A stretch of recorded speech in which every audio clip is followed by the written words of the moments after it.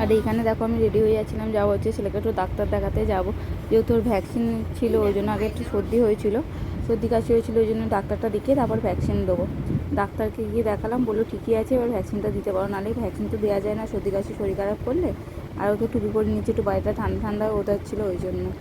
তারপরে ভ্যাকসিন ট্যাকসিন দিয়ে চলে এসেছিলাম হচ্ছে বাড়িতে, আমার বাপের বাড়িতে চলে এসেছি, যেহেতু বাড়ি ছিল না, তোমাদের আগাই বলেছিল, ওই জন্য একা ছেলেকে নিয়ে কী করবো, ওই জন্য বাপের বাড়ি চলে এসেছিলাম, দিদি আনতে গেছিলো। আর এখানে ওর দিদিভাইয়ের সাথে কী খেলা হচ্ছে, দিদিভাই ওর মাম্মাম এদের সাথে কী খেলছে, ওর মাম্মামকে থেকে তো এক গাল হাসে, ওর মাম্মাম ওর সাথে কথা বলছে আর হেসেই যাচ্ছে।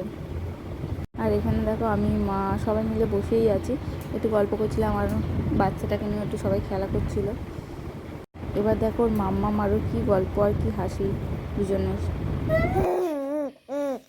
কত বাচ্চা আমার পাপাটা দোয়াত তলে পাপাটা বলে বলে চোখ থেকে জল বেরিয়ে গেছে।